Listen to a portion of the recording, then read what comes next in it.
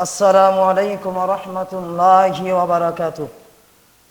الحمد لله نحمده ونستعينه ونستغفره ونؤمن به ونتوكل عليه ونعوذ بالله من شرور أنفسنا ومن سيئات أعمالنا. من يهدي الله فلا مضل له ومن يضلله فلا هادي له. ونشهد أن سيدنا وسندنا وحبيبنا وطبيبنا وطبيب قلوبنا محمد صلى الله عليه وسلم أرسله بالحق بشيرا ونذيرا وداعيا إلى الله بإذنه وسراجا وقمرا منيرا. فقد قال الله تبارك وتعالى في كلامه المجيد وعن الفرقانه التوحيد: أعوذ بالله من الشيطان الرجيم. بسم الله الرحمن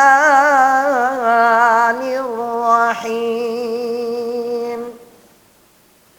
الذين يقولون ربنا أخرجنا من هذه القرية الظالم أهلها واجعل لنا من لدنك وليا واجعل لنا من لدنك نصيرا. وقال النبي صلى الله عليه وسلم: الدنيا سجن المؤمن وجنات الكافر. إن الله وملائكته يصلون على النبي يا أيها الذين آمنوا صلوا عليه وسلموا تسليما. اللهم صل على سيدنا مولانا محمد محبতের সাথে বলি وعلى آل سيدنا مولانا محمد. اللهم صل على سيدنا مولانا محمد وعلى آل سيدنا مولانا محمد. হে রাসূল তোমায় ভালোবাসি, অন্তরে মুখে নয়, জান্নাতের আশায় নয় হে রাসূল, দোজখের পরোয়া করি না। বালাগাল উলা বিকামালিহি কাশাফাদ দুজা বিজামালিহি হাসনাত জামিউ খিসালিহি সাল্লু আলাইহি ওয়া আলিহি। আমি যদি কখনো তায়েফে যাই, বলবো মাটিকে নবীজির খন পড়লো কোথায়। বালাগাল উলা বিকামালিহি কাশাফাদ দুজা বিজামালিহি হাসনাত জামিউ খিসালিহি সাল্লু আলাইহি ওয়া আলিহি। সমস্ত প্রশংসা এবং সমস্ত তারিফ এবং গণকীর্তন সেই সুমহান মহিয়ান গরিয়ান রবের উপর, যে রব্বুল আলামিন, যিনি সৃষ্টির সকল সৃষ্টির স্রষ্টা, আমাদেরও স্রষ্টা, মহান রব্বুল ইজ্জাত ওয়াল জালাল। উনার উপর শত শুকর সুজুদ আদায় হোক। আমরা সকলে জবান ছেড়ে বলছি আলহামদুলিল্লাহ।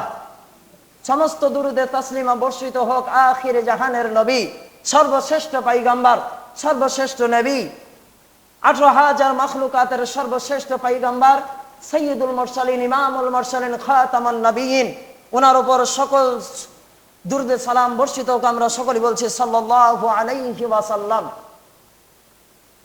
আমাদের যিনি ভালো রেখেছেন, যিনি সুস্থ রেখেছেন, যিনি বরকত এনায়েত করেছেন, তিনি কে? আল্লাহ তাআলা। এই জন্য আমরা আবারও সেই মহিয়ান গরিয়ানের উপর শুকরিয়া আদায় করছি। আবারও বলছি, সকল জবান ছেড়ে বলছি আলহামদুলিল্লাহ। দেখুন, আজকের জুমার আলোচনাটি এমন একটি গুরুত্বপূর্ণ আলোচনা যা বলা বাহুল্য, এবং এই আলোচনাটি শুনলে আমরা ধাপন করতে পারবো যে জমিনের মাঝে যে আল্লাহ পাক রব্বুল আলামিন যে ভয়াবহতা, যে গজব আল্লাহ তাআলা দান করেন, সে গজবটাও একটা পরীক্ষা। আল্লাহ যেটা আমাদের দান করেন, যেটা আমাদের ভালোই কিংবা আমাদের জন্য আমরা মনে করি যে হয়তো আমাদের জন্য এটা খারাপ, কিন্তু আল্লাহ তাআলা যা দান করেন, ভালো হোক কিংবা মন্দ হোক, ওটা আল্লাহ তাআলা যেটা দান করেন ওটা বান্দার ভালোর জন্যই দান করে।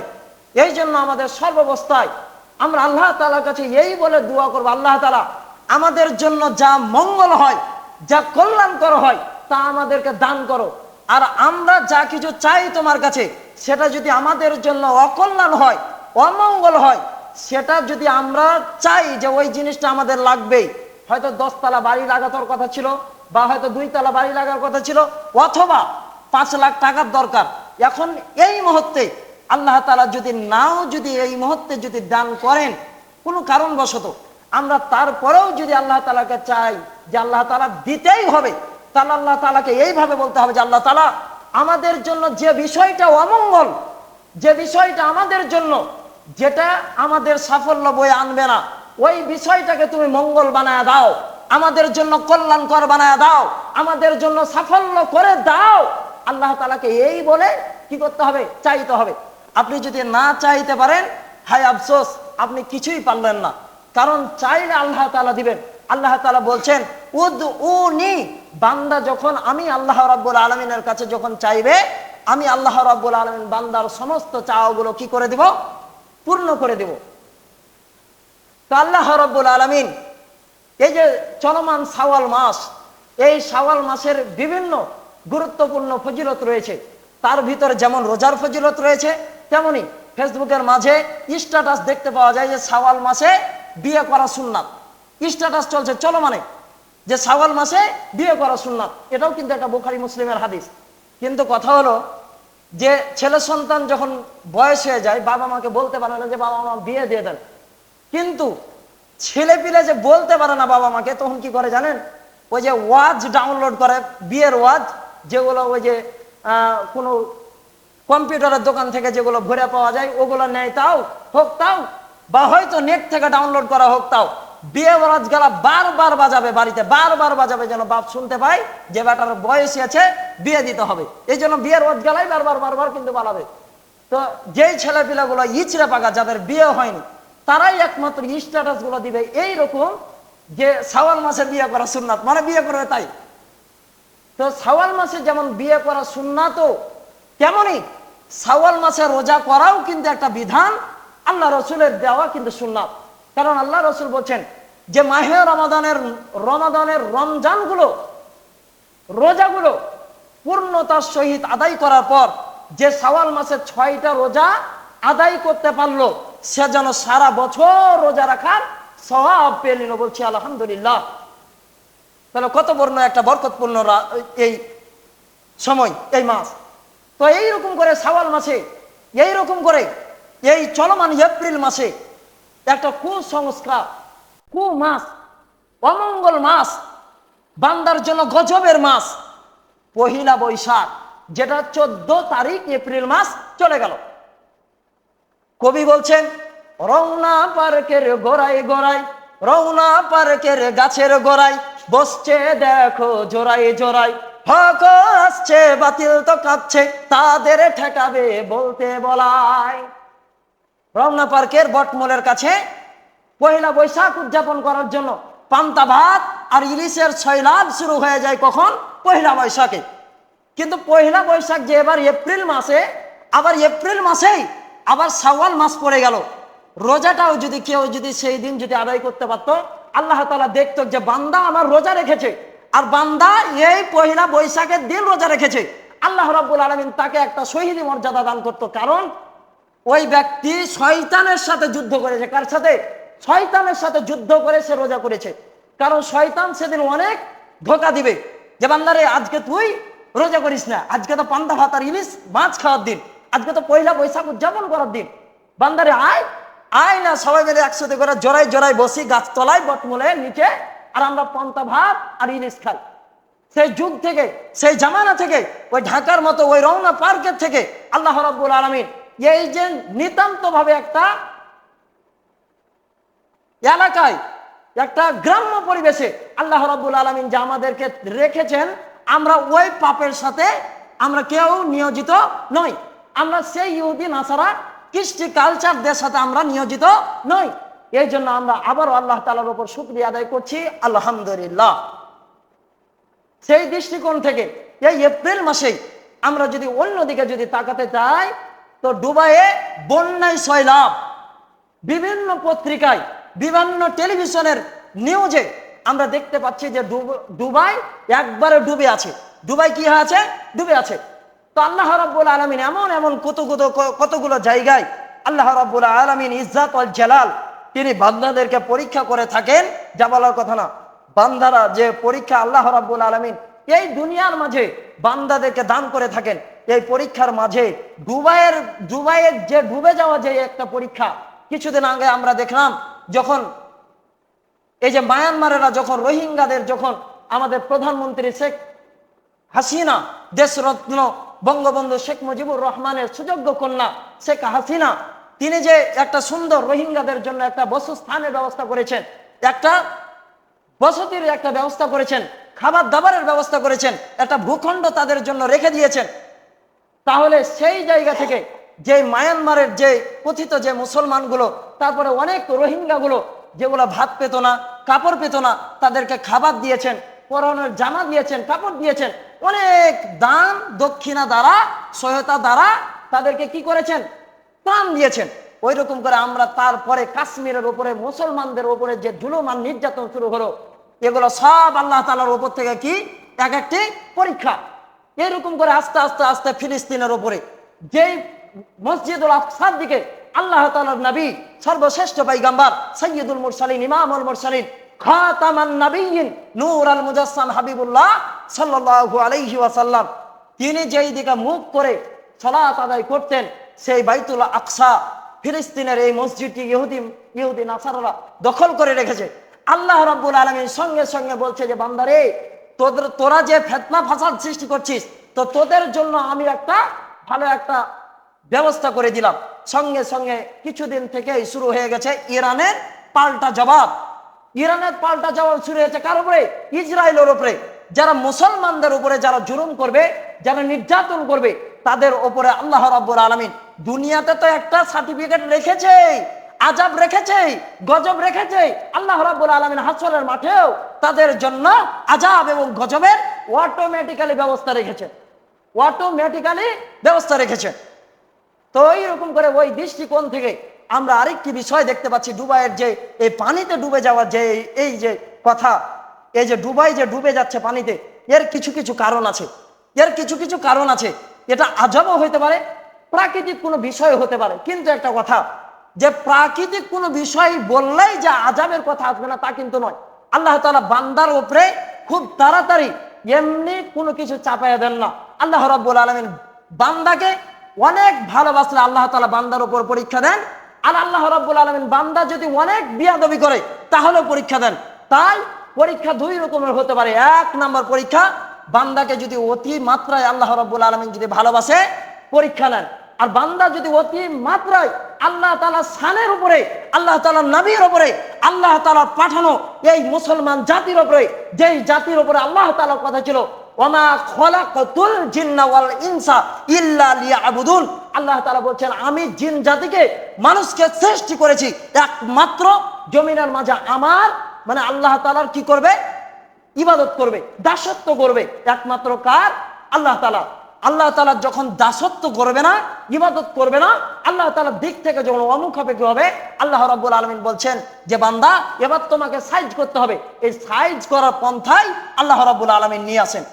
তো বান্দা যখন এই যে দুবাইয়ের যে দেশ, এই দেশের মধ্যে যেমন ভালো কিছু দিক আছে, অনৈতিক কিছু দৃষ্টিভঙ্গি আছে। কারণ প্রকাশ্যে মদ জুয়া ফেন্সিডিল বিক্রি হয়, প্রকাশ্যে প্রকাশ্যে দিনে রাতে সব সময় ক্লাব নাইট ক্লাব গুলো চলে, প্রকাশ্যে মদের বার গুলো চলে, প্রকাশ্যে ডান্স হয়, প্রকাশ্যে জেনা হয়, প্রকাশ্যে ব্যভিচার হয়, প্রকাশ্যে অনেক বিয়াদবি হয়, প্রকাশ্যে ইসলামের উপরে অনেক অশান্তি আর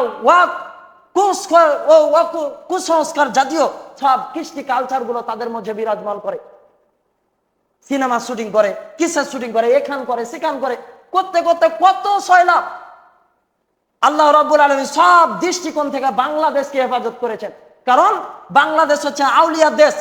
বাংলাদেশে ইসলামটা কচুরি পাতার মতো ভেসে আসেনি। বাংলাদেশে ইসলাম এসেছে ৬০ আউলিয়ার হাত ধরে, বাংলাদেশে ইসলাম এসেছে শাহ সুফির হাত ধরে, বাংলাদেশে ইসলাম এসেছে শাহ মাখদুমের হাত ধরে, বাংলাদেশে ইসলাম এসেছে গাউস কুতুবদের হাত ধরে, বাংলাদেশে ইসলাম এসেছে বখতিয়ার ইবনে খলজির হাত ধরে, বাংলাদেশে ইসলাম এসেছে শাহ সুফির হাত ধরে, বাংলাদেশে ইসলাম এসেছে সুলতান আজমিরের হাত ধরে, বাংলাদেশে ইসলাম এসেছে অনেক আউলিয়ার হাত ধরে। তাই বাংলাদেশের উপরে আলাদাই একটা বরকত কার উপর থেকে আছে? আল্লাহ তাআলার উপর থেকে। বাণিজ্য যাত্রায় যখন ইসলাম প্রসারিত হয়ে গেল, তখন এই আউলিয়াগুলোর দিক থেকে, এই বাণিজ্য যাত্রার পথ থেকে আল্লাহ রাব্বুল আলামিন ইসলামটাকে ছড়িয়ে দেওয়ার জন্য, বিস্তৃত করার জন্য আল্লাহ রাব্বুল আলামিন এই ব্যবস্থাটা করেছেন।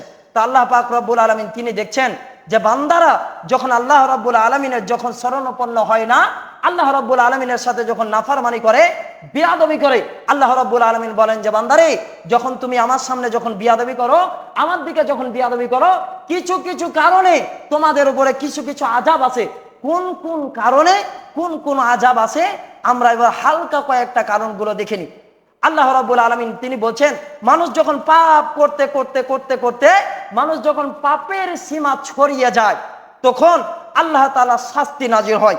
আর পাপিষ্ঠ ফেরাউনকে আল্লাহ রাব্বুল আলামিন তখনই ধরেছেন যখন সে নিজেকে আল্লাহ বলে দাবি করেছেন। কোরআনে আল্লাহ তাআলা বলেন, হে মুসা তুমি ফেরাউনের কাছে যাও, সে অত্যন্ত উদ্ধৃত, সে অত্যন্ত চালাক, তাকে খুব কৌশলে আমি আল্লাহ রাব্বুল আলামিন পাকড়াও করব।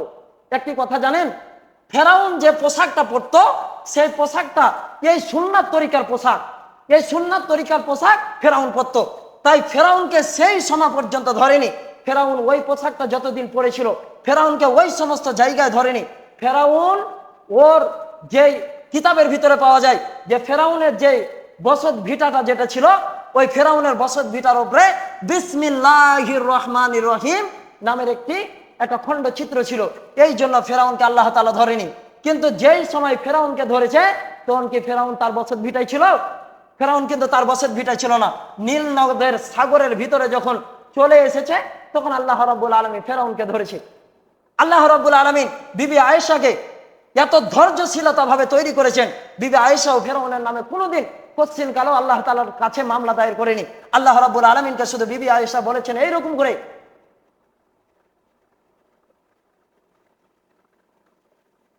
এই যে ফেরাউনের যে স্ত্রী ছিল, এই স্ত্রী আল্লাহ তাআলার কাছে এই বলেছেন যে আল্লাহ রাব্বুল আলামিন তুমি হে আরশের মালিক, হে কাবার মালিক, তুমি ফেরাউনের কবল থেকে আমাকে বাঁচাও।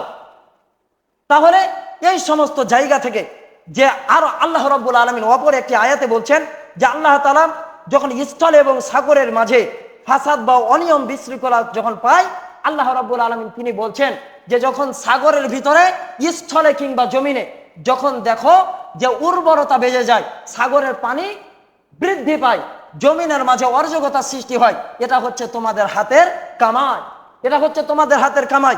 এটা হচ্ছে সূরা তোহার 24 নম্বর আয়াতে কারিমায় আল্লাহ রাব্বুল আলামিন বলছেন। তাহলে এই সমস্ত কামাইগুলো আমাদের দ্বারা, আর অন্যান্য জায়গায় হাদিসের পাকের ভিতরে আল্লাহ রাসূল সাল্লাল্লাহু আলাইহি ওয়াসাল্লাম তিনি বলেন যে পাঁচটি মন্দ কাজ আছে, এই 5টি কাজ এমন খারাপ কাজ এই 5টি কাজ যদি করে তো জমিনের মাঝে এক একটি গজব আল্লাহ রাব্বুল আলামিন দান করেন। 1 নাম্বার, ব্যভিচার যদি কোনো কারণবশত যদি বেড়ে যায়, ব্যভিচার যদি কারণবশত যদি কোনো সম্প্রদায়ের মাঝে যদি ছড়িয়ে যায়, আল্লাহ রাব্বুল আলামিন বলেন তাদের মধ্যে এমন এমন রোগ দেখা দিবে যা আগে কখনো ছিল না। করোনা ভাইরাস কি আগে কখনো ছিল? মহামারী কিন্তু ছিল, কিন্তু এইরকম মহামারী আর রসুলের যুগের মহামারী কিন্তু এক নয়। সেই যুগের মহামারী ছিল একরকম, আমাদের যুগের মহামারী হচ্ছে আরেক রকম। এমন এমন রোগ আসবে, এমন এমন ফাঙ্গাস আসবে, এমন এমন ছত্রাক দেখা দিবে, এই ছত্রাক কখনোই আগে ছিল না। নতুন নতুন রোগ দেখা দিবে, এটা আমাদের জামানায় নাই? অবশ্যই আছে। 2 নাম্বার হচ্ছে মাপে কম দেওয়া। কেন? মাপে যখন কম দিবে, এটাই এমন একটা মন্দ কাজ।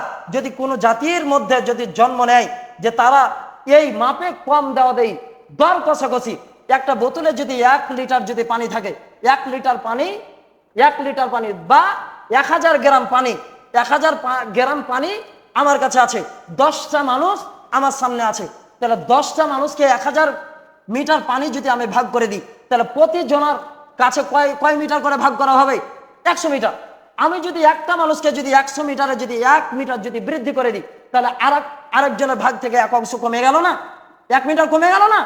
আমরা যখন দাম কষাকষিতে, ওজন বাড়াতে কমাতে যখন আমরা একে অপরকে যখন কষাকষি করব, তাহলে একজনের হক আরেকজনা মেরে দিবে।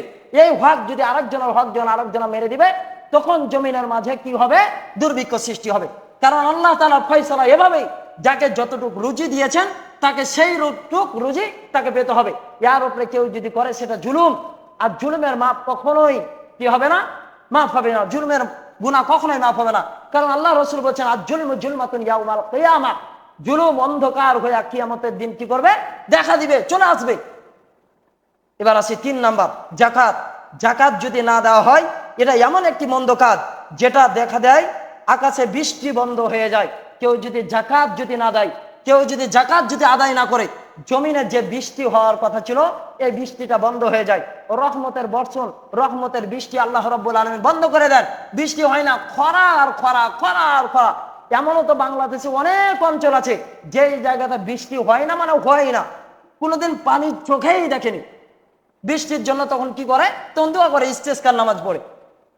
4 নাম্বার, আল্লাহ এবং তার রসুলের বিশ্বাসঘাতকতা করা, প্রতিশ্রুতি ভঙ্গ করা।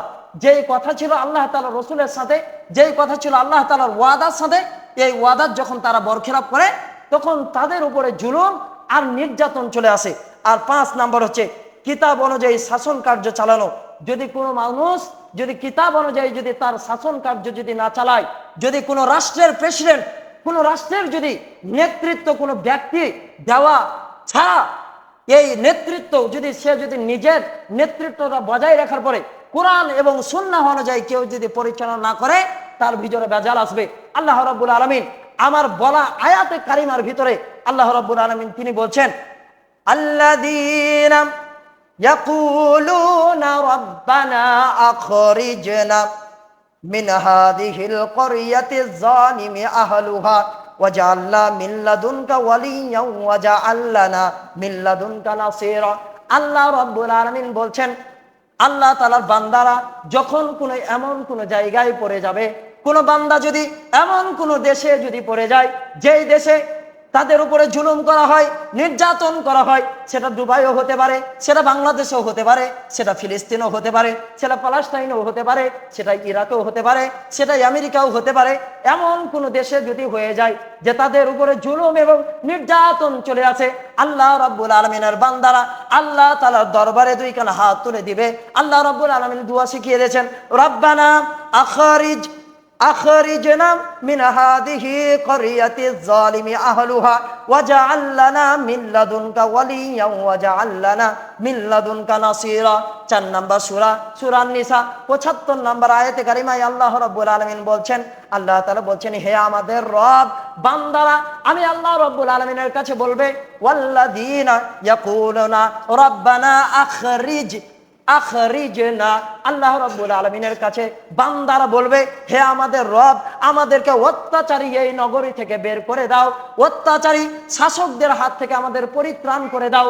আর যদি আমাদেরকে যদি অত্যাচারী জালিম শাসকদের হাত থেকে যদি পরিত্রাণ যদি না দাও, যে আল্লাহ, আল্লাহ রাব্বুল আলামিন তোমার কাছে আমার একটাই চাওয়া, ওগো আল্লাহ রাব্বুল আলামিন, তোমরা আমাদেরকে এমন একটা আউলিয়া দান করো, ওয়াজা আল্লাহ মিল্লাদুনকা ওয়ালিয়া ওয়াজা আল্লানা মিল্লাদুনকা নাসীরা, সাহায্যকারী পাঠাও, নাসীরা সাহায্যকারী পাঠাও, এবং আমাদেরকে এমন একটা ওলি দান করো, যেই ওলি মাথায় পাগড়ি পরে আল্লাহু আকবার ধ্বনি দিয়ে জমিনের মাঝে দাঁড়িয়ে যাবে।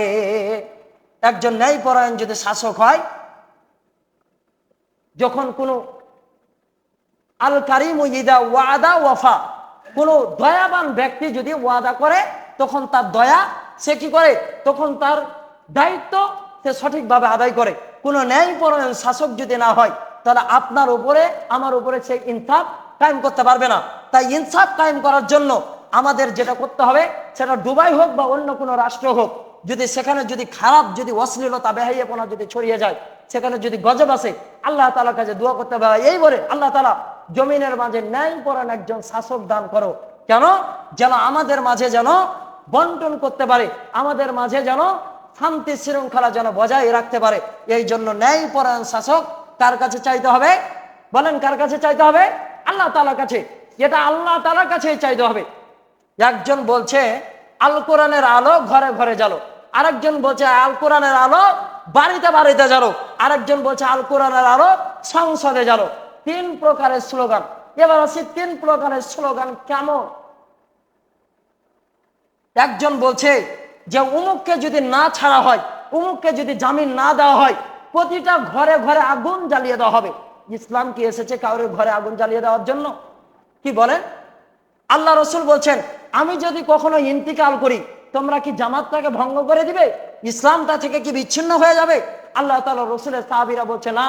আল্লাহ তাআলা রসুল বলছেন যে তোমরা কখনোই এটা ভাঙবে না। আল্লাহ রসুল এসেছিল তোমাদেরকে দিনটাকে শিক্ষা দেওয়ার জন্য, ইসলামটা কি জিনিস তোমাকে বুঝ দেওয়ার জন্য। ইসলামটা তুমি তারপরে তুমি যে দায়িত্বটা পেলে, তোমার পরে তুমি ইসলামটাকে ছড়িয়ে দিবে। তাই কেউ যদি কারো উপরে জুলুম করে, নির্যাতন করে, কাউ যদি কাউকে জেলে নেয়, মামলা দেয়, হামলা দেয়, বিশ্বাস করেন সে তার উপরে জুলুম করলো, নির্যাতন করলো। এই জন্য কেউ যদি কোনো নেতাকে আটকে রাখার জন্য, তার সাগরিকেরা যদি মনে করে আমার নেতাকে আটকে রেখেছে, এই জন্য ঘরে ঘরে আগুন জ্বালিয়ে দাও, তাহলে ওই নেতার পতঙ্গ অনুসরণ করা চলবে না। কেন চলবে না? ইসলাম শান্তির ধর্ম। ইসলাম এসেছে আগুন নিভাতে, আগুন জ্বালাতে ইসলাম কখনো বলেনি। কেউ যদি এটার ভুল ব্যাখ্যা যদি কেউ বের করে যদি বলে যে তাহলে ইসলাম তাহলে ওই জালিম শাসকেরা যারা আলেম ওলামাদেরকে যারা আটকে রাখে, তাহলে কি খারাপ করছে না? হ্যাঁ করছে, অবশ্যই খারাপ করছে। যারা অন্যায় ভাবে কাউকে যদি কেউ যদি আটকে রাখে, হাসরের মাঠে সে জবাব দিবে। একজন ব্যক্তি ছিল দুনিয়ার মাঝে, একজন ব্যক্তি ছিল বড় একজন আল্লাহওয়ালা একজন ব্যক্তি, বাহালুল একজন ব্যক্তি ছিল। ওই ব্যক্তি নামটা স্মরণে আসছে না।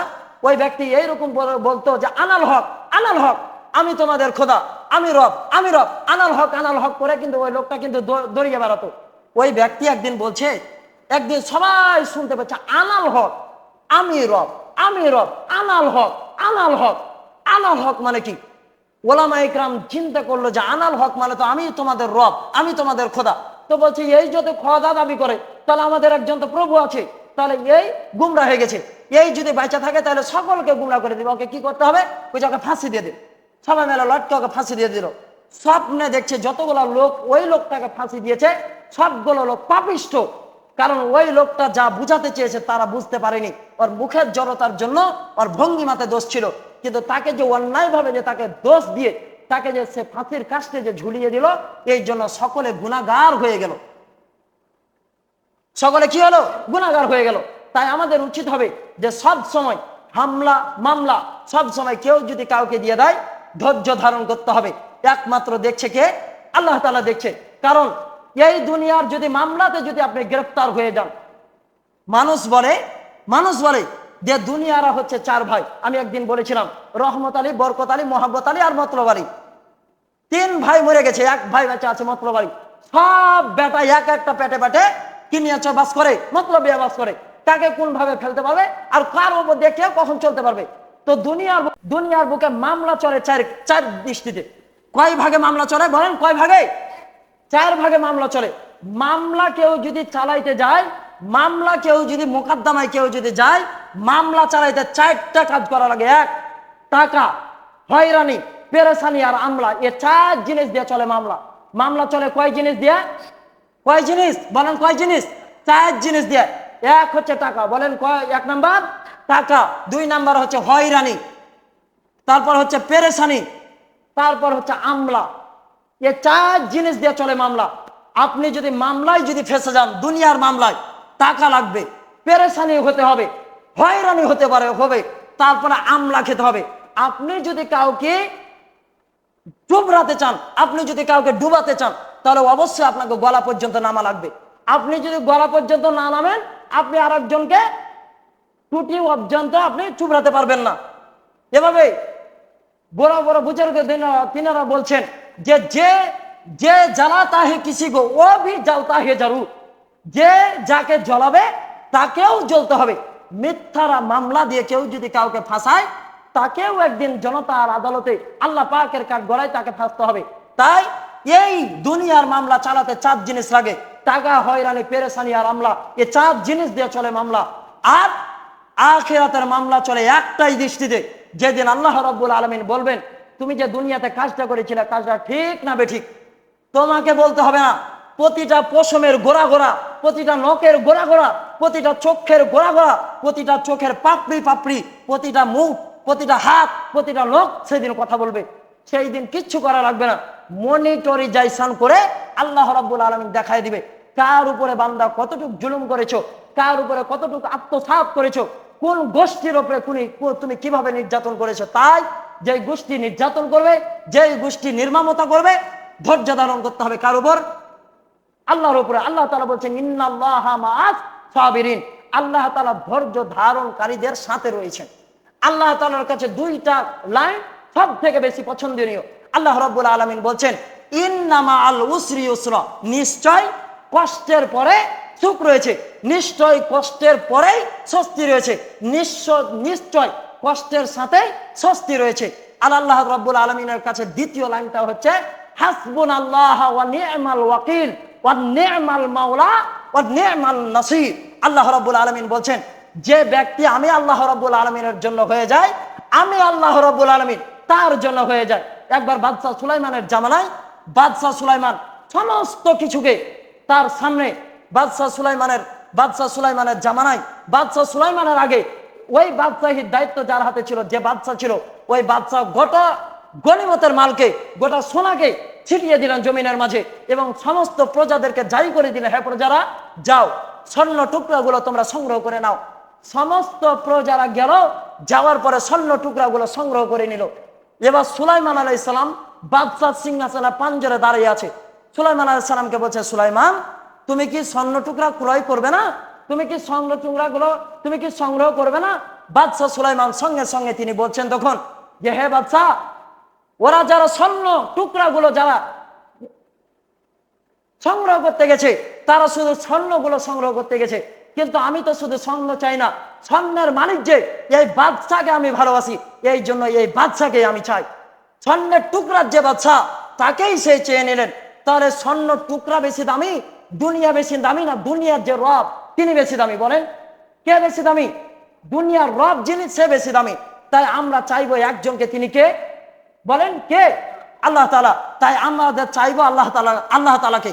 আল্লাহ যদি আমাদের হয়ে যান, তাহলে আর কিছু লাগবে না, একমাত্র আল্লাহ তাআলা আমাদের জন্য যথেষ্ট।